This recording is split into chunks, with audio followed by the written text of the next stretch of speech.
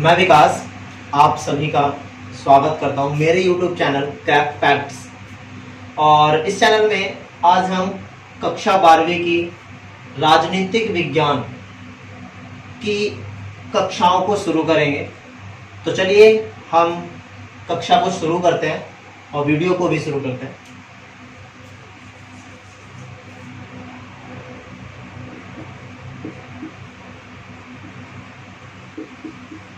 कक्षा 12वीं के अंदर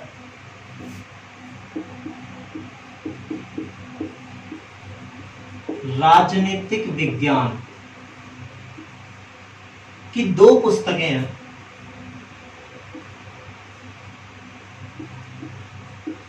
एक है समकालीन विश्व में राजनीति और दूसरी पुस्तक है भारत में राजनीति।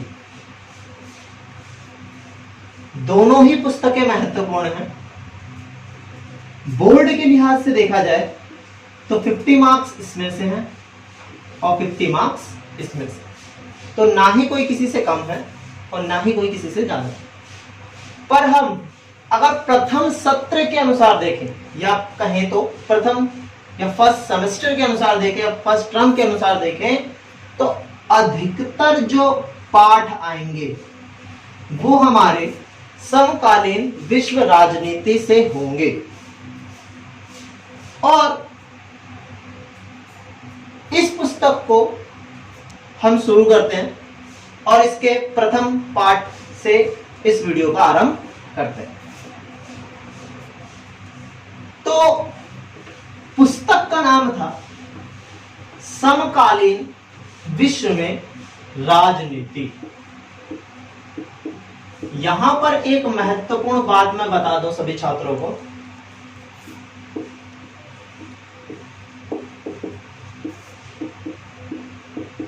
कि पुस्तक के अंदर पाठों को समझने से पहले हमारा स्वविवेक ये होना चाहिए कि हमें पहले पुस्तक का जो शीर्षक रखा गया उस शीर्षक को ही क्यों ना समझा जाए, क्योंकि अगर हम शीर्षक ही समझ जाएं तो हो सकता है कि पाठों की अहमियत को और पाठों की स्थितियों को और भी अच्छे से समझा जा सके। तो देखते हैं, यहां पर मूल है 3 शब्द, एक है समकालीन, एक है विश्व और एक है राजनीति। समकालीन का अर्थ होता है आज का समय। आज का समय कैसे? जब आप समकालीन को 2 भागों में तोड़ोगे, जैसे सम प्लस कालीन, तो सम मतलब हो गया आज का और कालीन मतलब हो गया समय। तो अर्थ निकलता है आज का समय। दूसरा शब्द क्या था? विश्व। तीसरा शब्द क्या था? राजनीति। तो क्या हुआ? आज के समय में विश्व में किस प्रकार की राजनीति हो रही है, या किस प्रकार की राजनीति चल रही है। सामान्य शब्दों में कहा जाए तो आज जिस समय में हम जी रहे हैं उस समय में पूरे विश्व में किस प्रकार की राजनीति हो रही है या पूरे विश्व में किस प्रकार की राजनीति चल रही है, उसका अध्ययन ही हमें यह पुस्तक कराएगी। एक उदाहरण के रूप में मैं आपको बताना चाहता हूं, जैसे कि आप सभी अभी वर्तमान समय में कोरोना वायरस के पेंडेमिक से जूझ रहे हैं, बट उसी बीच में काफी सारी वैश्विक गतिविधियां भी हो रही हैं, जैसे कि अमेरिका और चीन के मध्य उभरते हुए विवाद, भारत और पाकिस्तान के मध्य उभरते हुए विवाद, ऐसे ही हम समझ सकते हैं ये कि आज के समय में, समकालीन मतलब आज के समय में पूरे विश्व में, विश्व मतलब विश्व में बहुत सारे जो देश हैं, America, China, Bharat, Pakistan, Russia, Israel, फिलिस्तीन, जॉर्डन, बहुत सारे, आज के समय में पूरे विश्व में किस देश में कैसी राजनीति चल रही है उसका अध्ययन ही आज हम इस पुस्तक में शुरू करेंगे। और पूरी पुस्तक में ही आपको बताया जाएगा कि किस राष्ट्र ने अपने देश में किस तरीके की राजनीति को आगे बढ़ाने का प्रयास किया। अब अगर हमने इस समकालीन विश्व राजनीति जो पुस्तक का ही एक शीर्षक था उसको समझ लिया है, तो अब हम इसके पाठों की चर्चा करते हैं और प्रथम पाठ से शुरू करेंगे। पाठ बहुत बड़े बड़े हैं, एक वीडियो में एक पाठ को कवर नहीं किया जा सकता या उसका जिक्र नहीं किया जा सकता, इसीलिए एक पाठ को अलग अलग भागों में बांटा जाएगा और उसके लिए अलग अलग वीडियो अपलोड होंगी। हर वीडियो को सबसे पहले प्राप्त करने के लिए या उस पर देखने के लिए आपको बस छोटा सा काम करना है, ज्यादा बड़ा नहीं है, ज्यादा समय भी नहीं लगेगा और आपकी पढ़ाई से जुड़ी हुई चीज है कि बस आप इसको सब्सक्राइब करना, बेल आइकन दबाना, ताकि आपके पास सभी नोटिफिकेशन जल्दी से जल्दी पहुंचे। तो चलिए हम आगे पाठ की शुरुआत करते हैं, क्योंकि हमने पुस्तक के परिचय को समझ लिया है। पाठ का नाम है शीत युद्ध का दौर। आप सभी परिचित होंगे क्योंकि काफी सारे छात्रों ने पुस्तकें तो ले ही ली होंगी और नहीं भी ली होंगी तो कहीं ना कहीं से आपको कक्षा 12वीं के पाठों की जानकारी तो मिल ही होगी। हम भी इसका शुभारंभ कर रहे हैं, यह हमारी प्रथम ही वीडियो है, तो छोटी मोटी सी गलती भूल चूक माफ हो, बट जो चीजें बताई जा रही हैं उस पर जरूर फोकस करना। कमियां देखने से ज्यादा अच्छा है अच्छाइयों को खोजा जाए।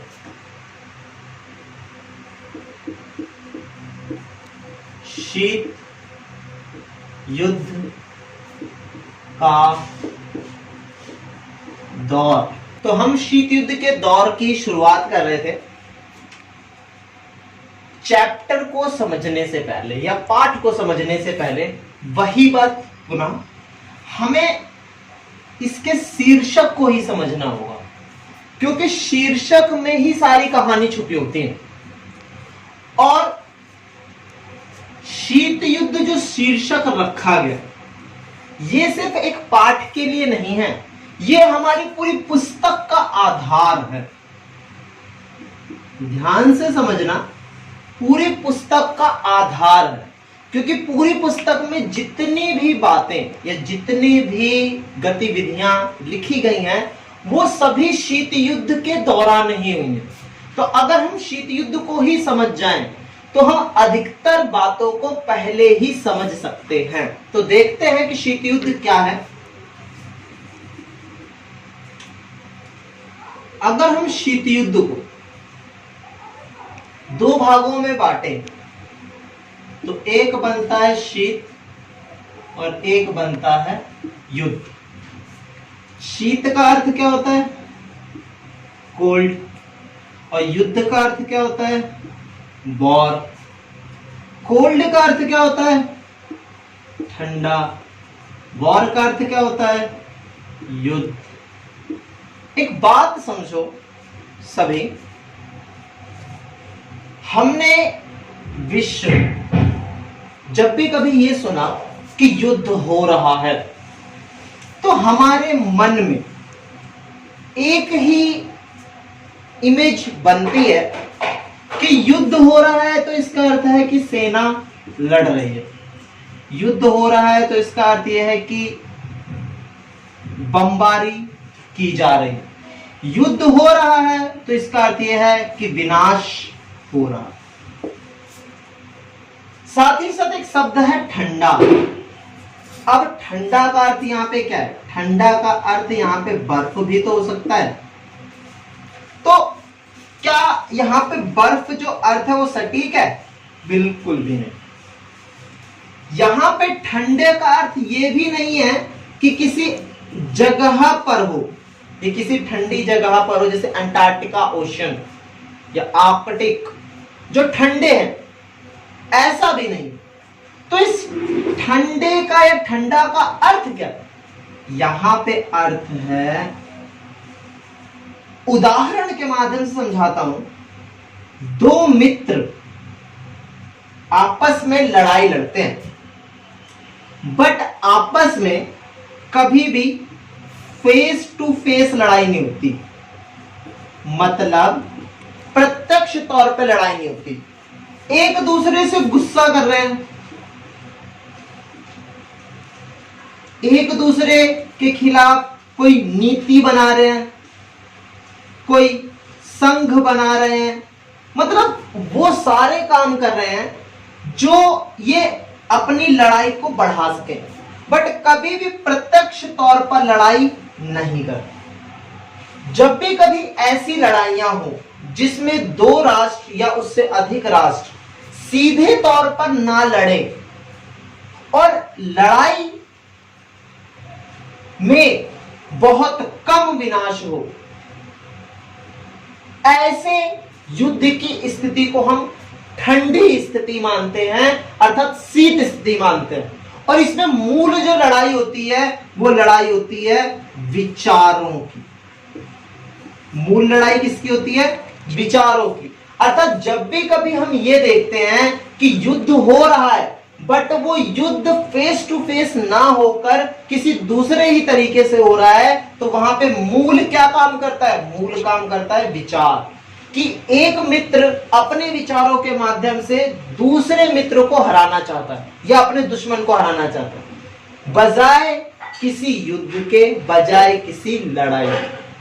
अर्थात लड़ाई तो है, बट लड़ाई हो नहीं रही है। यह लड़ाई मूल रूप से सिर्फ और सिर्फ विचारों की लड़ाई। और अगर हम इसकी परिभाषा को देखें कि आखिरकार शीत युद्ध की परिभाषा क्या होगी, तो मैं इसकी परिभाषा लिख देता हूं, और उस परिभाषा के अंदर जो मूल शब्द हैं उसको भी हम संक्षिप्त रूप से देखते हैं। तो आइए इसकी परिभाषा आप सभी अपनी अपनी नोट्स बुक्स अगर आपने रखी है अपने पास वीडियो को देखते हुए, तो आप उसको लिख सकते हैं और बाद में उसको याद भी कर सकते हैं और किसी और को भी समझा सकते हैं। परिभाषा देखते हैं हम।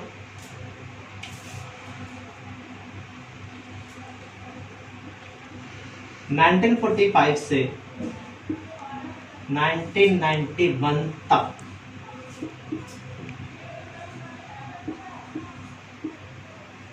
अमेरिका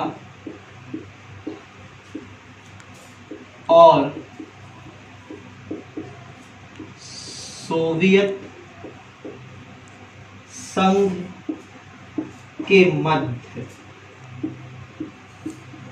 प्रत्यक्ष और अप्रत्यक्ष तौर पर लड़ा गया युद्ध, जिसमें तनाव, जोर आजमाइश,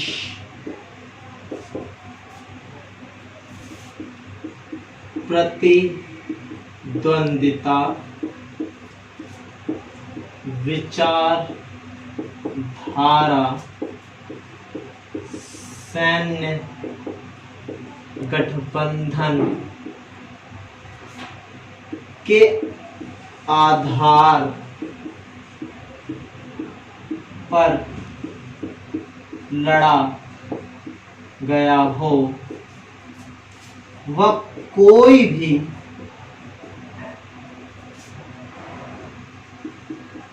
रक्त रंजित स्थिति ना हो, उसे हम उसे हम शीत युद्ध कहते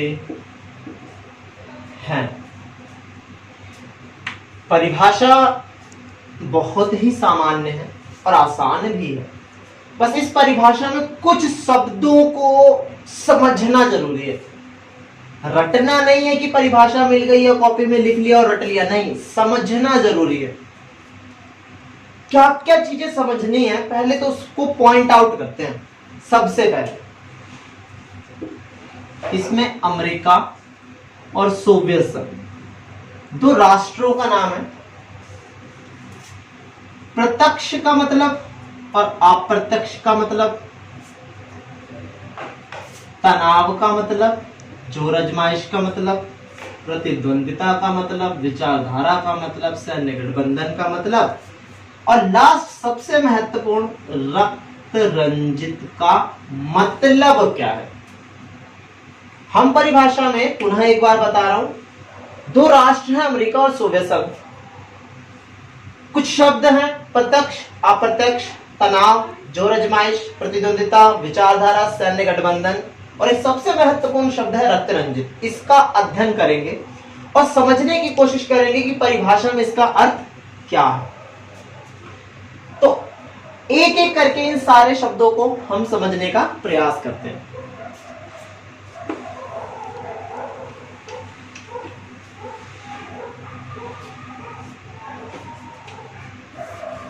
पहला शब्द था अमेरिका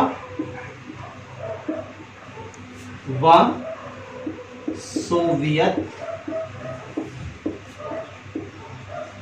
संघ। आपने अमेरिका के बारे में तो सुना ही होगा, और जो भी बच्चा 12th क्लास में है और थोड़ा सा भी ध्यान से पढ़ता है तो उसको सोवियत संघ कई बार सुनाई दिया होगा या कई बार उसने इसका जिक्र पढ़ा भी होगा। पर यह है क्या? तो सोवियत संघ कोई एक देश नहीं है। सोवियत संघ क्या है? 15 देशों का समूह है। और अमेरिका क्या है? अमेरिका एक राष्ट्र, मतलब एक देश। इसके बाद दूसरा क्या शब्द था? प्रत्यक्ष और अप्रत्यक्ष। मतलब प्रत्यक्ष का मतलब होता है फेस टू फेस, मतलब सीधे तौर पर, और अप्रत्यक्ष का मतलब है किसी के सहयोग या समर्थन से। अर्थात जब भी कभी युद्ध के समय में अमेरिका और सोवियत संघ प्रत्यक्ष तौर पर लड़ने आए थे तो लड़ाई क्या थी? प्रत्यक्ष थी, अर्थात अमेरिका और सोवियत संघ सामने सामने खड़े हुए थे। और जब भी लड़ाइयां अप्रत्यक्ष तौर पर हुई तो उसमें अमेरिका की तरफ से कोई दूसरा देश लड़ रहा था और सोवियत संघ की तरफ से कोई दूसरा देश लड़ रहा था। बस हो क्या रहा था, एक देश को अमेरिका सपोर्ट कर रहा था और एक देश को सोवियत संघ सपोर्ट कर रहा था। मैं एग्जांपल के लिए बता रहा हूं, जैसे कि 1971 में भारत और पाकिस्तान का युद्ध हुआ। अब ये युद्ध तो हो रहा था, भारत का सपोर्ट सोवियत संघ ने किया और पाकिस्तान का सपोर्ट अमेरिका ने किया। अर्थात लड़ाई अमेरिका और सोवियत संघ में ही चल रही है, पर यह प्रत्यक्ष नहीं है। प्रत्यक्ष का उदाहरण क्या दोगे? प्रत्यक्ष में जब हम पाठ पढ़ेंगे तो प्रत्यक्ष में हम पहला ही टॉपिक देखेंगे, क्यूबा मिसाइल संकट जिसमें अमेरिका और सोवियत संघ आमने सामने मतलब फेस टू फेस खड़े हो गए थे और एक दूसरे से युद्ध के लिए बिल्कुल तैयार थे। अर्थात प्रत्यक्ष का अर्थ यह है जब अमेरिका और सोवियत संघ एक दूसरे के सामने खड़े हो जाएं युद्ध के लिए, और अप्रत्यक्ष का अर्थ यह है कि विश्व में कोई दूसरे देश लड़ रहे हो, बस एक देश का समर्थन सोवियत संघ कर रहा हो और एक देश का समर्थन अमेरिका का कर रहा हो। जैसे हमने एक एग्जांपल के जरिए समझा भारत और पाकिस्तान। प्रत्यक्ष तौर पे किसी देश के सहयोग के समर्थन पर बात कर रहे थे। इसमें एक बात और भी समझ लो, यहां पे लड़ाई सिर्फ अमेरिका और सिर्फ सोवियत संघ नहीं लड़ रहे हैं, यहां पे लड़ाई अमेरिका के सहयोगी देश और सोवियत संघ के भी सहयोगी देश लड़ रहे हैं। इसीलिए इसे क्या कहा जाता है? अप्रत्यक्ष लड़ाई। प्रत्यक्ष तब होती है जब दोनों फेस टू फेस लड़ रहे हैं, अप्रत्यक्ष तब होती है जब सोवियत संघ का कोई सहयोगी देश और अमेरिका का कोई सहयोगी देश आपस में लड़ रहा हो। उस लड़ाई को हम अप्रत्यक्ष कहेंगे। और फिर पीछे से कौन समर्थन दे देगा? सोवियत संघ समर्थन दे देगा और इस तरफ के सहयोगी को अमेरिका समर्थन दे देगा। इसके बाद हम अगले शब्द को समझते हैं, जो शब्द है आपका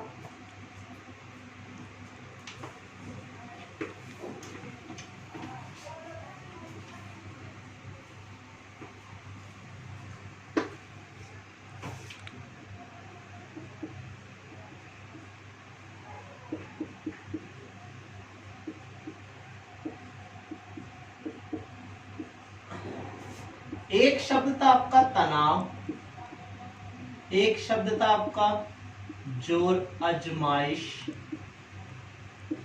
एक शब्द था आपका सैन्य गठबंधन, एक शब्द था आपका प्रतिद्वंदिता, एक शब्द था आपका विचार धारा और एक शब्द था आपका रक्त रंजित। तनाव क्या? तनाव का अर्थ यह है कि पूरे शीत युद्ध के समय में अमेरिका, सोवियत संघ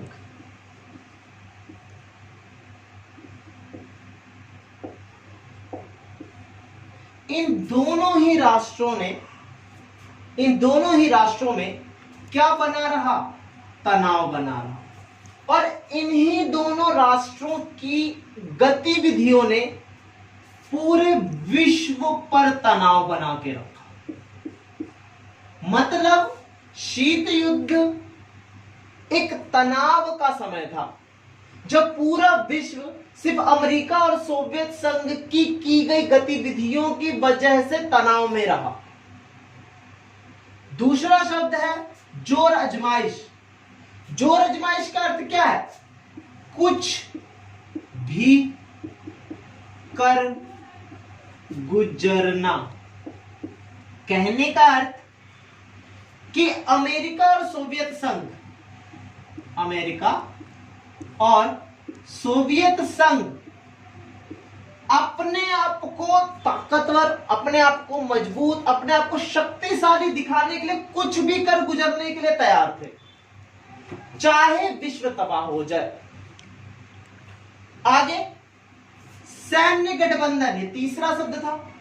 सैन्य गठबंधन मतलब सेना का गठबंधन, सेना का गठबंधन। सेना का गठबंधन कहने का मतलब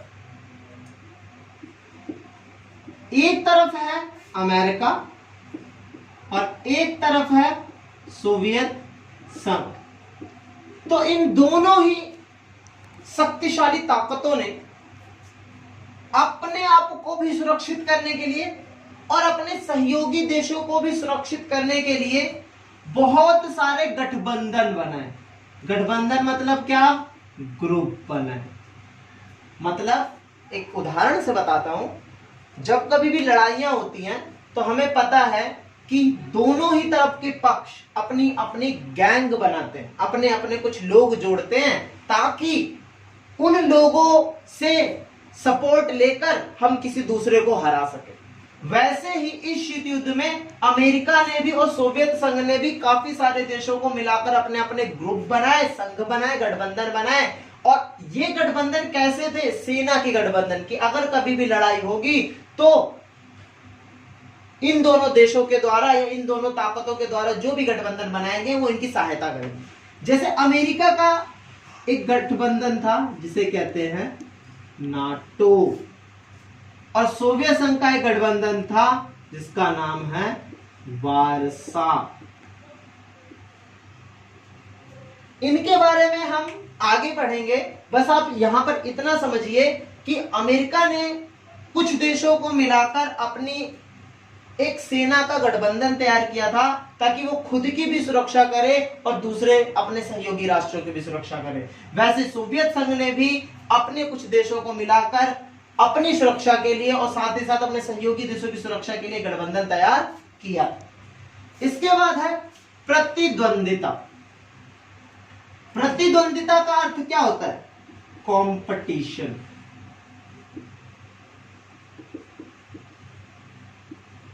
कंपटीशन का अर्थ क्या है? यहां पर अमेरिका और सोवियत संघ आपस में क्या कर रहे हैं? एक हौड़ कर रहे हैं। हौड़ मतलब एक प्रतिद्वंदिता कर रहे हैं हर सेक्टर में, चाहे वो विज्ञान में हो, चाहे वो अंतरिक्ष में हो, चाहे वो हथियारों में हो। हर एक सेक्टर में एक हौड़ सी लग गई है कि हम सबसे ताकतवर, हम सबसे ताकतवर है, हम सबसे आगे जाएंगे। अमेरिका ये कहता है कि हम सबसे ज्यादा हथियार बनाएंगे, सोवियत संघ कहता है हम सबसे ज्यादा आगे बढ़ेंगे, हम पहले अंतरिक्ष में जाएंगे। तो एक बहुत बड़ी प्रतिद्वंदिता की शुरुआत होती है और ये दोनों एक दूसरे को नीचा दिखाने की कोशिश करते हैं और दोनों एक दूसरे से आगे बढ़ने की कोशिश करते हैं। चौथा क्या है? विचारधारा। ये चीज समझ लेना, ये बहुत ही महत्वपूर्ण है।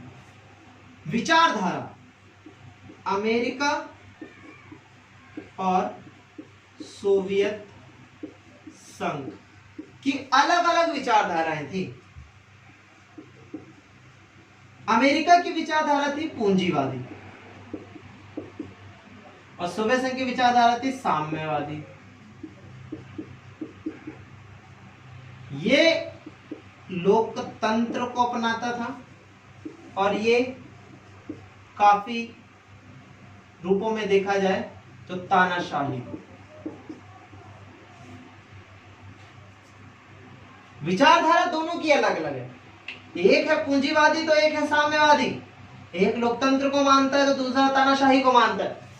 तो जितने भी देश अमेरिका के सहयोगी में जुड़ेंगे वे देश भी कौन से विचार को मानेंगे? पूंजीवादी और लोकतंत्र। और जो भी देश सोवियत संघ के सहयोग में जुड़ेंगे वो सारे देश साम्यवादी और तानाशाही के प्रशासन को स्वीकार करेंगे।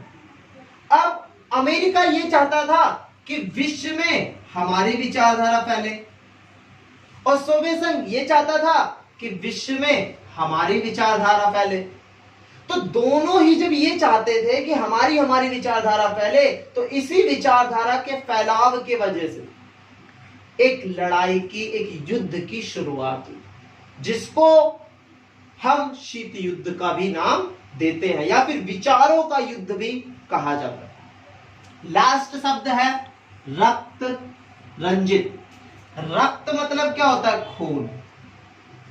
रंजित मतलब होता है उससे लहूलुहान होना, लहूलुहान होना। तो जब भी कभी युद्ध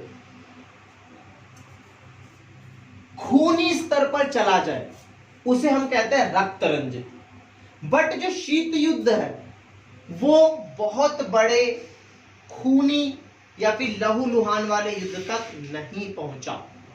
अर्थात शीत युद्ध की परिभाषा में ये कुछ शब्द हैं जो समझना बहुत ही ज्यादा महत्वपूर्ण है, क्योंकि अगर हम इन शब्दों को समझ जाएं तो आने वाली जितनी भी चीजें हम आसानी से समझ सकते हैं। इसके बाद हम अब पुस्तक के पहले टॉपिक की शुरुआत करते हैं, जो है क्यूबा मिसाइल संकट। तो हम बात कर रहे थे क्यूबा मिसाइल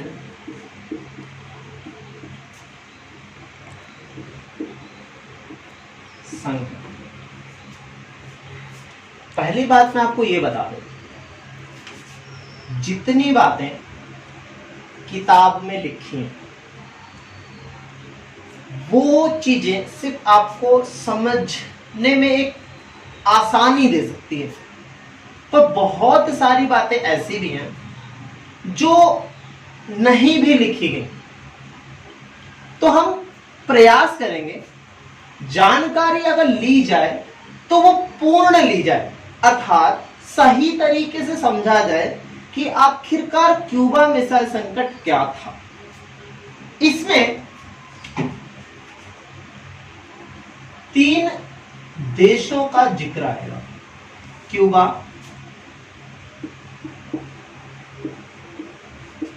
सोवियत संघ और अमेरिका। सबसे पहले हम इन तीनों ही देशों के राष्ट्रपति के नाम देखते हैं। इनके हैं फिदेल कास्त्रो, इनके हैं निकिता क्रुश्चेव, इनके हैं जॉन एफ कैनेडी। अब हम बात करते हैं क्यूबा मिसाइल संकट की। तो क्यूबा मिसाइल संकट 3 शब्द हैं, हम पहले इसको समझते हैं। क्यूबा क्या है? क्यूबा एक देश है जहां पर क्या होगी, मिसाइलों की तैनाती होगी, और इस तैनाती की वजह से क्या होगा, विश्व में एक बहुत बड़ा संकट आ जाएगा। और इसी को हम पढ़ते हैं। हम देखते हैं क्यूबा। क्यूबा क्या है? एक द्वीपीय देश है। द्वीपीय देश मतलब आइसलैंड, जो अमेरिका के दक्षिण में, अमेरिका के दक्षिण में 140 किलोमीटर की दूरी स्थित है। एक डायग्राम रफली बनाकर आपको दिखा रहा हूं। ये कुछ अमेरिका का ऐसा मैप बना हुआ है। यहां पर एक छोटा सा टापू है इसका, ये है अमेरिका, इसको उत्तरी अमेरिका या फिर नॉर्थ अमेरिका कहते हैं। और ये एक छोटा सा द्वीपीय देश है क्यूबा, जो कितनी दूरी पर स्थित है? 140 किलोमीटर की दूरी।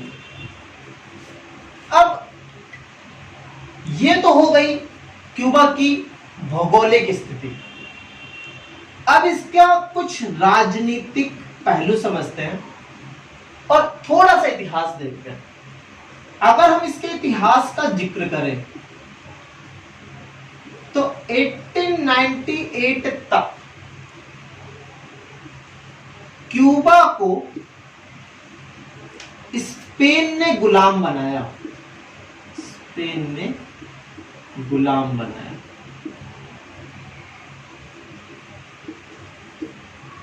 किसको? क्यूबा।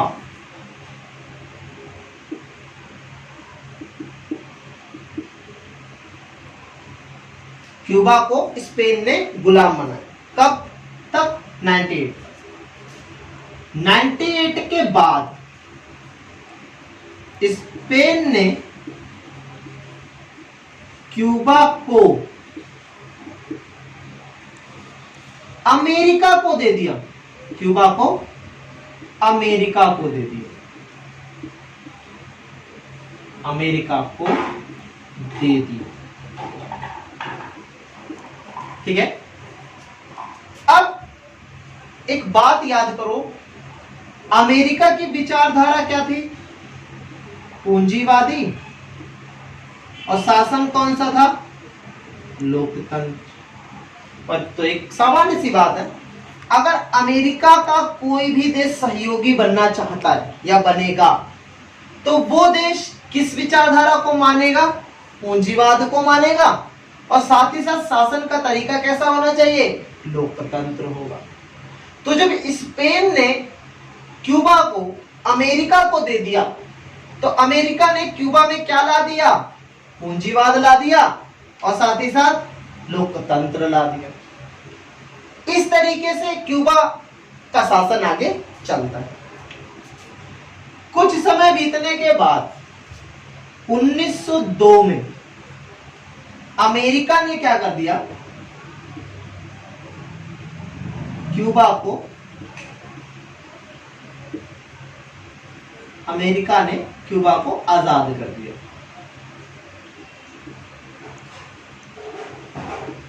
अमेरिका ने क्यूबा को आजाद। पर यह जो आजादी थी, यह आजादी पूर्ण आजादी नहीं थी, अर्थात प्रशासन अभी भी किसके हाथ में था? अमेरिका के हाथ। ठीक है, अर्थात इसका अर्थ यह है कि अमेरिका ने क्यूबा को आजादी तो दे दी, पर उसका प्रशासन अभी भी अमेरिका अपने हिसाब से ही चलाने का प्रयास कर रहा। समय बीतता गया, बीतता गया, बीतता गया। समय बीतने के साथ साथ 1953 से 1959 तक क्या हुआ? एक क्यूबा क्रांति चली, क्यूबा क्रांति चली। और यह जो क्यूबा क्रांति है, इसका नेतृत्व दो लोग कर रहे थे। एक नाम है फिदेल कास्त्रो, जो बाद में जाके क्या बनेंगे? क्यूबा के राष्ट्रपति बनेंगे। ठीक है, पहले ये क्या करते? क्रांति करते हैं, बाद में राष्ट्रपति बनते हैं। और दूसरे इन्हीं के एक मित्र थे, चेक गुएरा। याद रखना ये दोनों नाम। क्यूबन क्रांति के अंदर या क्यूबा क्रांति के अंदर दो सबसे मूल नाम थे जो नेतृत्व में थे, फिदेल कास्त्रो और चेक गुएरा। क्यूबा की जो क्रांति थी वो किसके खिलाफ थी? अमेरिका। अमेरिका के खिलाफ होने का अर्थ क्या था? कि ये पूंजीवाद के खिलाफ। क्योंकि अमेरिका क्या कैसा प्रशासन चलाता है वहां पे? पूंजीवाद का चलाता है, और साथ ही साथ लोकतंत्र चलाता है। तो क्यूबा चाहता था कि अमेरिका जो यहां पर प्रशासन चला रहा है उसको हटा दिया जाए, पूंजीवाद को हटा दिया जाए, और लोकतंत्र को भी हटा दिया जाए। अगर क्यूबा के अंदर से अमेरिका हट जाए, पूंजीवाद हट जाए, लोकतंत्र हट जाए, तो फिर लाना क्या है? अर्थात आएगा क्या? जब अमेरिका चला जाएगा, पूंजीवाद चला जाएगा, लोकतंत्र चला जाएगा, तो आएगा क्या? तो लाना है साम्यवाद। क्या लाना है? साम्यवाद। तो इस तरीके से फिदेल कास्त्रो, चे गुएरा ने और जनता ने मिलकर अमेरिकी प्रशासन जो चल रहा था उसको हटाने का प्रयास किया, और पूर्ण रूप से हटा भी दिया। और कब हटा दिया? 1959। अमेरिका ने बहुत कोशिश की कि वो अपना शासन बचा ले, पूंजीवाद बचा ले, लोकतंत्र बचा ले, पर वो सफल नहीं हो पाया। और इस तरीके से पूंजीवाद हट जाता है और साम्यवाद आ जाता है। अब जब साम्यवाद आ गया तो साम्यवाद आ जाने के बाद अमेरिका ये कहता है कि भाई जो क्यूबा है, इधर देखना, जो क्यूबा है वो अमेरिका के एकदम पास में था, 140 किलोमीटर की दूरी पर। तो अमेरिका कहता है कि ये तो हमारे पड़ोसी देश हैं, अब हमारा पड़ोसी देश साम्यवाद नहीं हो सकता, हमारा पड़ोसी देश तो लोकतंत्र होगा, हमारा पड़ोसी देश तो पूंजीवादी होगा, हम कुछ भी करेंगे बट यहां से साम्यवाद हटा देंगे। तो अमेरिका ने क्या किया, 1959 में जो साम्यवाद आया, अमेरिका ने उसे हटाने के लिए अप्रत्यक्ष रूप से, मैंने आपको प्रत्यक्ष और अप्रत्यक्ष बताया था ना कि अमेरिका डायरेक्ट हमला नहीं करेगा, वो अपने सहयोगियों का इस्तेमाल करेगा। अमेरिका ने साम्यवाद को हटाने के लिए, अर्थात उसे हटाने का था, साम्यवाद को हटाने के लिए अप्रत्यक्ष तरीके से हमले किए। इन्हीं हमलों में एक सबसे महत्वपूर्ण हमला था बे ऑफ पिग्स का हमला। मतलब क्यूबा के पास एक खाड़ी है, उस खाड़ी से क्यूबा के ऊपर हमला किया जाता है ताकि क्यूबा के अंदर जो साम्यवाद है उसको भगा दिया जाए, हटा दिया जाए और अमेरिका अपना शासन दोबारा लाए। बट क्यूबा के जो नेतृत्व करता थे फिदेल कास्त्रो, चे गुवेरा, इन्होंने एक छोटी सी सेना बना ली थी और उस सेना की सहायता से इन्होंने इस अप्रत्यक्ष हमलों को बार बार रोक दिया। जब अमेरिका इन सारे अप्रत्यक्ष हमलों से साम्यवाद नहीं हटा पाया तो अमेरिका भी ये कहता है कि अब अमेरिका डायरेक्ट हमला करेगा। अब अमेरिका क्या करेगा, प्रत्यक्ष हमला करेगा। किसके ऊपर, क्यूबा के ऊपर। जब अमेरिका ने यह कहा कि सीधे तौर पर अमेरिका क्यूबा पर हमला करेगा तो क्यूबा को अपनी सुरक्षा की दिक्कत हो गई। क्या हुआ, क्यूबा को अपनी सुरक्षा की दिक्कत हुई कि भाई हम छोटे छोटे देशों से तो लड़ सकते हैं बट डायरेक्ट अमेरिका से तो कोई लड़ ही नहीं सकता। तो क्यूबा ने अपनी सुरक्षा को बनाने के लिए किससे सहायता मांगी, उसने सहायता मांगी सोवियत संघ से। सोवियत संघ से ही क्यों, क्योंकि क्यूबा में क्या आ गया था, क्यूबा में आ गया था आपका साम्यवाद। क्यूबा में क्या आ गया था, साम्यवाद। और जब क्यूबा में साम्यवाद आ गया तो क्यूबा के अंदर जो साम्यवाद आया उसे हटाने के लिए अमेरिका कोशिश कर रहा था, बट क्यूबा ने भी साम्यवाद को बचाने के लिए किसकी सहायता मांगी, सोवियत संघ से, क्योंकि सोवियत संघ भी क्या मानता है, साम्यवाद मानता है। तो विचारधारा वाला पॉइंट मैंने बताया था ना शीत युद्ध की परिभाषा में कि अमेरिका की विचारधारा पूंजीवादी और सोवियत संघ की विचारधारा साम्यवादी। अमेरिका के जो भी देश सपोर्ट करेंगे, जो भी देश उनके साथ जुड़ेंगे वो पूंजीवाद मानेंगे और जो भी सोवियत संघ के साथ जुड़ेंगे वो साम्यवाद मानेंगे। तो स्थिति वही हुई जब क्यूबा में अमेरिका साम्यवाद को भगाने की कोशिश करता है तो सोवियत संघ उसको सुरक्षा देने के लिए प्रयास, और जब क्यूबा ने सुरक्षा मांग ली तो अब महत्वपूर्ण कौन हो जाएगा, सोवियत संघ। तो सोवियत संघ के राष्ट्रपति कौन थे, निकिता क्रुश्चेव। ये कब बने थे, 1953 में। इससे पहले कौन थे, इससे पहले थे जोसेफ स्टालिन। महत्वपूर्ण नहीं है, बस याद रखना कि निकिता क्रुश्चेव से पहले कौन थे, जोसेफ स्टालिन। निकिता क्रुश्चेव एक बात जानते थे कि 1961 में जो जॉन एफ कैनेडी राष्ट्रपति बने हैं अमेरिका, वो बहुत ही कमजोर हैं। कमजोर इन द सेंस डरपोक टाइप के, सडन निर्णय नहीं लेते, मतलब खड़े निर्णय नहीं लेते। ये हम कैसे प्रूफ कर पाएंगे भाई, किसी राष्ट्रपति के बारे में ऐसा कैसे कह पाएंगे, क्योंकि निकिता क्रुश्चेव ने जब बर्लिन की नाकेबंदी की, बर्लिन की नाकेबंदी, इसके बारे में भी संक्षिप्त बता दिया जाएगा, बस अभी समझ लीजिए आप। बर्लिन की नाकेबंदी की गई, तब उस समय जॉन एफ कैनेडी ने कुछ भी नहीं किया, मतलब कोई भी तथ्य, कोई भी कूटनीतिक पहल नहीं। इसी को देखते हुए निकिता क्रुश्चेव ये मानने लग गए कि हम चाहे कुछ भी करें, जॉन एफ कैनेडी कुछ नहीं करेंगे। और ये निकिता क्रुश्चेव इनको डराने के लिए कई सारी डींगे हाँकते थे, ऐसी कि हमारे पास बहुत बड़े बड़े हथियार हैं, हम तो अंतरिक्ष को उड़ा सकते हैं, हम तो स्पेस को खत्म कर सकते हैं, वायुमंडल को खत्म कर सकते हैं, दुनिया को खत्म कर सकते हैं, ताकि जॉन एफ कैनेडी को ऐसा लगे कि सोवियत संघ कमजोर नहीं है, सोवियत संघ बहुत ताकतवर है, उससे सीधी टक्कर नहीं ली जा सकती। तो इस तरीके से वो डराने की कोशिश करते। अब बात यहां पर एक जो समझने वाली है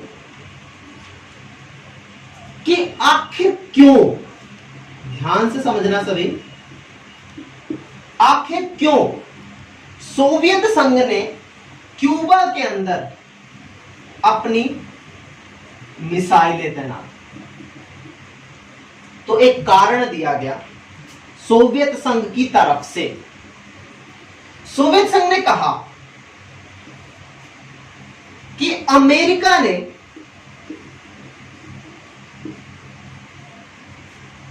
तुर्की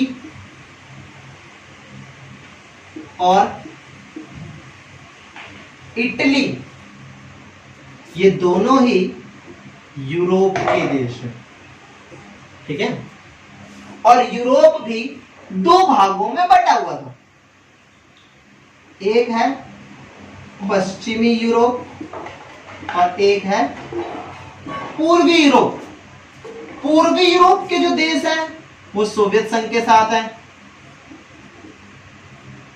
और जो पश्चिमी यूरोप के देश हैं, मतलब इस तरफ के जो देश हैं, वो अमेरिका के साथ हैं। तो पश्चिम में कौन सा देश है? तुर्की, और पश्चिम में देश कौन सा है? इटली। तो अमेरिका ने तुर्की में और इटली में अपनी मिसाइल, वो भी कौन सी? परमाणु मिसाइल। कौन सी मिसाइल? परमाणु मिसाइलों को तैनात कर रखा है। किस लिए? ताकि अगर कभी भी सोवियत संघ या उसके सहयोगी पूर्वी देश अमेरिका पर या पश्चिम के किसी भी देश पर हमला करेंगे, तो अमेरिका अपनी मिसाइलों से जो तुर्की और इटली में स्थापित की गई हैं, उसका प्रयोग करके सोवियत संघ पे हमला कर सके और उसको डरा सके। यही बात कहां लागू हुई? क्यूबा। कैसे? जब समझो, जब अमेरिका ने तुर्की और इटली में की थी, तो वो यहां पर अपनी मिसाइलें तैनात करने के जरिए सोवियत संघ के बहुत पास पहुंच गया था, मतलब बिल्कुल बॉर्डर पे आ गया था। उसी तरीके से मैंने आपको मैप के थ्रू बताया था कि क्यूबा उसकी कितनी दूर है? बस 140 किलोमीटर की दूरी पर। और मैप के रूप में देखा जाए तो रूस बहुत दूर है, कहने का मतलब लगभग हजारों किलोमीटर की दूरी पर, लगभग हजारों किलोमीटर की दूरी पर कौन स्थापित है? रूस को या सोवियत संघ को? बहुत दूर स्थित है। सोवियत संघ सीधे तौर पर अमेरिका पर हमला नहीं कर पाता क्योंकि बहुत दूर है। बट अगर सोवियत संघ क्यूबा में अपनी मिसाइलें तैनात कर दे, जैसे कि अमेरिका ने कहां तैनात कर रखी थी? तुर्की और इटली में। क्योंकि अमेरिका ने जब तुर्की और इटली में तैनात कर दी थी, तो वो सोवियत संघ के बहुत पास आ गया था। तो सोवियत संघ ने भी यही सोचा, क्यों ना हम भी कहां मिसाइलें तैनात कर दें? क्यूबा के अंदर, ताकि जिस तरीके से अमेरिका हमें डराता है, उसी तरीके से अब सोवियत संघ भी क्यूबा में अपनी मिसाइलें तैनात करके अमेरिका को डरा सकता है। इससे दो फायदे मिले। एक, सोवियत संघ क्या कर सकता था, अमेरिका को तबाह कर सकता था सेना के जरिए, हथियारों के जरिए, और दूसरा उसकी बहुत ही आसान तरीके से क्या कर सकता था, जासूसी भी कर सकता था। जब सोवियत संघ ने ये सब कर दिया, और एक कब किया गया, 1961 और 1962 के मध्य, जब ये सब चल रहा था तो सोवियत संघ ने तो सब कुछ कर दिया। अब इस बात की जानकारी जॉन एफ कैनेडी या कहें अमेरिका को कैसे लगती है, तो देखते हैं किसकी जानकारी अमेरिका को कैसे लगती है। एक बार दोबारा समझा रहा हूं कि आखिरकार सोवियत संघ ने वहां पर अपनी मिसाइलें तैनात की ही क्यों। तो इसके पीछे एक छोटा सा लॉजिक है। यूरोप को दो हिस्सों में बांटा गया, पश्चिमी और पूर्वी। पश्चिमी यूरोप का जो हिस्सा है वो अमेरिका के समर्थन या सहयोग में है, और पूर्वी यूरोप का जो हिस्सा है वो सोवियत संघ के समर्थन या सहयोग में। अमेरिका ने अपने पश्चिमी देशों की सुरक्षा के लिए बॉर्डर पे, जो तुर्की और इटली का बॉर्डर है, उस पर मिसाइलें तैनात कर दी ताकि सोवियत संघ से सुरक्षा दी जा सके। इसी तरीके को सोवियत संघ ने भी प्रयोग किया। सोवियत संघ ने भी अपनी मिसाइलों को क्यूबा में इसलिए रखा ताकि वो अपने साम्यवाद को सुरक्षित कर ले और एकदम अमेरिका के पास चला जाए, ताकि अमेरिका को तबाह किया जा सके और साथ ही साथ उसकी जासूसी भी की जा सके। आखिर अमेरिका को पता कैसे चला कि सोवियत संघ इतना बड़ा षड्यंत्र रच रहा है कि वो अमेरिका को तबाह कर। तो इसमें एक घटना आती है, और एक घटना आती है U2 की घटना। अब ये U2 की घटना क्या है?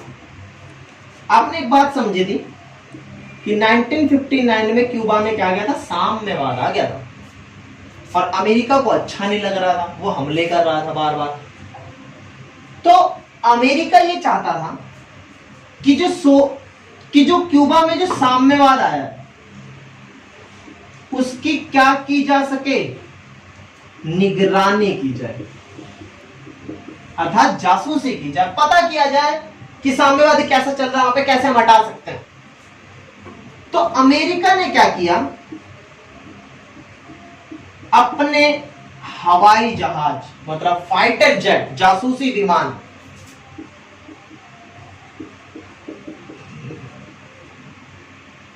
जासूसी विमानों को क्यूबा के आसमान से उड़ाना शुरू किया। और क्यूबा से आसमानों से उड़ाने के बाद उन जासूसी विमानों ने काफी सारी फोटो ली क्यूबा की, ताकि पता किया जा सके कि क्यूबा में जमीनी स्तर पर क्या चल रहा है। उन्हीं सारे प्लेनों में से एक विमान था जिसका नाम है U2, और इस विमान ने जून में कुछ फोटोग्राफ्स लिए, और उस फोटोग्राफ्स को अमेरिका की खुफिया एजेंसी को दिया गया। अमेरिका की खुफिया एजेंसी क्या है, बहुत इंपॉर्टेंट है ये, CIA। इसका पूर्ण अर्थ है सेंट्रल इन्वेस्टिगेशन एजेंसी। तो अमेरिका की खुफिया एजेंसी को U2 के विमान के जरिए जितनी भी फोटो ली गई वो जून में दे दी गई। CIA ने इसकी खोजबीन की, और खोजबीन करते हुए अगस्त में इस बात की खोजबीन की गई कि ये फोटोग्राफ्स क्या है, इसका सटीक अर्थ क्या है, और सितंबर में इस बात को प्रूफ कर दिया गया कि सोवियत संघ ने क्यूबा के अंदर क्या तैनात कर दी हैं, मिसाइलें तैनात कर दी। तो अमेरिका को ये जानकारी किसके जरिए लगी, U2 विमान के जरिए, हवा में नहीं, U2 विमान के जरिए ही, या और भी बहुत सारे विमान जो उड़ रहे थे उनकी फोटोग्राफ से पता लगा कि आखिरकार क्यूबा के अंदर सोवियत संघ कर क्या रहा है। अब जब अमेरिका को यह बात पता लग गई कि सोवियत संघ ने काफी सारे परमाणु मिसाइलें तैनात कर दी, अपनी सेना तैनात कर दी हैं, तो हमें भी कुछ करना चाहिए। तो यहां पर अमेरिका क्या करता है उसको देखते हैं। तो यहां पर अमेरिका एक कदम उठा, यहां पर अमेरिका कुछ कदम उठाता है। जब भी कभी कोई स्थिति आती है तो 3 कदम होते हैं। तो यहां पर अमेरिका का क्या उठाता है? कदम उठाने से पहले अमेरिका के राष्ट्रपति जॉन एफ कैनेडी मीटिंग्स बुलाते हैं। भाई छोटा मोटा मसला तो था नहीं, एक बहुत बड़ा मसला सामने आ गया था। मीटिंग्स बुलाते हैं और इन मीटिंग्स का नाम होता है एक्सकॉम की मीटिंग। ठीक है, ये जो एक्सकॉम की मीटिंग है इसमें सारे मंत्री, सारे सलाहकार, राष्ट्रपति, प्रधानमंत्री, मतलब जो भी वहां के प्रशासनिक अधिकारी होते हैं वो सारे लोग आते हैं और सबसे सलाह ले जाते हैं। सबसे प्राथमिक जो सलाह आई, कुछ ने कहा कि हमें युद्ध कर देना चाहिए। तो राष्ट्रपति कहते कि नहीं नहीं, हम युद्ध नहीं कर सकते, क्योंकि ये युद्ध कौन सा युद्ध होगा? परमाणु युद्ध होगा, और परमाणु युद्ध की विभीषिका कोई भी देश झेल नहीं सकता। आज तक सिर्फ जापान ही एक अकेला देश है जिसने परमाणु बम की विभीषिका को झेला है। दूसरा विचार दिया गया सभी सलाहकारों में से कि हमें बातचीत करनी चाहिए, मतलब कूटनीतिक तरीके से, राजनीतिक तरीके से मसले को सुलझा लेना चाहिए। पर सोवियत संघ ने बातचीत करने से मना कर, ये भी चीजें नाकामयाब होगी। तो तीसरा फैसला लिया गया जिसमें आती है नाकेबंदी। नाकेबंदी का अर्थ सामान्य अर्थ होता है घेराव करना, किसी को घेरना। तो इन्होंने तीसरे में क्या किया, मैं आपको रफली फिर से एक छोटा सा मैप बनाकर दिखा रहा हूं। ये रहा आपका क्यूबा। तो इन्होंने क्या किया, ये जो सोवियत संघ इधर है, यहां से अपने जहाज भेजता था क्यूबा में। ध्यान देना, ड्राइंग अच्छी नहीं है मेरी। काफी सारे जहाज क्यूबा में भेजता था। तो सोवियत अमेरिका ने क्या किया, क्यूबा के दक्षिण में और क्यूबा के उत्तर में, दक्षिण में और उत्तर में नेवी स्थापित कर दी। नेवी मतलब समुद्री सेना स्थापित कर दी। इधर से जहाज आ रहे हैं, इधर जहाज अमेरिका का खड़ा हुआ है, इधर से जहाज आ रहा है, आ रहा है, आ रहा है, आ रहा है, और इधर जहाज खड़ा हुआ है। एक समय स्थिति आई कि दोनों देशों के जहाज क्या आ गए, एकदम आमने सामने, आमने सामने। आमने सामने का अर्थ क्या था? प्रत्यक्ष। मतलब अब जो लड़ाई है वो किसके मध्य आमने सामने आ गई थी? अमेरिका और सोवियत संघ। मतलब अब ये दोनों एक दूसरे के आमने सामने खड़े हुए। और यही स्थिति या इसी आमने सामने की स्थिति को ही हम क्या कहते हैं? क्यूबा मिसाइल संकट। अर्थात क्यूबा के अंदर सोवियत संघ के द्वारा मिसाइलों की तैनाती की वजह से एक विश्व में संकट आ गया, जिसे क्यूबा मिसाइल संकट। तो ये जो क्यूबा मिसाइल संकट है, इससे पूरे विश्व में एक तनाव पैदा हो। तनाव कैसा भी? तनाव ये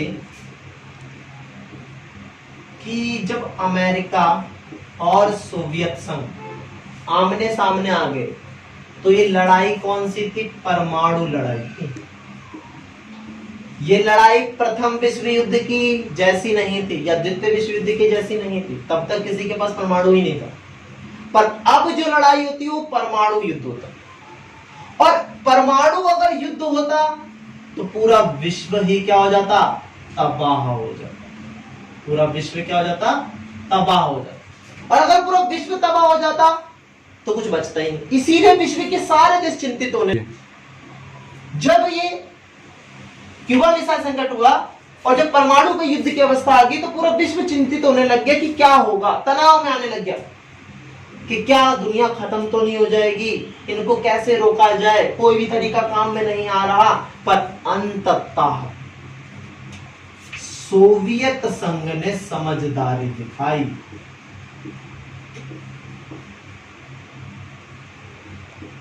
सोवियत संघ ने क्या दिखाई? समझदारी दिखाई। और उन्होंने अमेरिका से बातचीत की, और बातचीत करते हुए सोवियत संघ ने 2 शर्त रखी। पहली शर्त कि तुर्की और इटली से अमेरिका को अपने मिसाइल हटाने होंगे, और दूसरी शर्त ये रखी कि अमेरिका कभी भी क्यूबा पर हमला नहीं करेगा। ठीक है, जब तक अमेरिका तुर्की और इटली से अपने मिसाइल ना हटा ले या क्यूबा पर हमला करना ना छोड़ दे, तब तक हम भी नहीं हटेंगे। बट जब ये शर्त रखी गई अमेरिका के सामने, तो अमेरिका ने दोनों ही शर्त को सोच समझकर मान लिया, और इस तरीके से विश्व में उभरता एक बहुत बड़ा संकट टले। इसे हम शीत युद्ध का चरम बिंदु भी बोलते हैं। प्रश्न ऐसे ही आता है कि शीत युद्ध का चरम बिंदु किसे कहा जाता है? तो आपको पूरा क्यूबा मिसाइल संकट का जिक्र करना है और अच्छे से अपना उत्तर लिखना है। आज की क्लास में बस इतना ही। आगे जो टॉपिक्स रह गए हैं, पार्ट जो रह गया है, उसको भी धीरे धीरे कवर किया जाएगा और अलग अलग भागों में, अलग अलग पार्ट्स में उसकी वीडियो लाई जाएगी। प्लीज चैनल को सब्सक्राइब कर लेना ताकि जल्दी से जल्दी आपके पास वीडियो आ जाए। बेल नोटिफिकेशन दबा लेना ताकि वीडियो की नोटिफिकेशन आपके पास जल्दी आए। सभी को नमस्कार। आज के लिए बस इतना।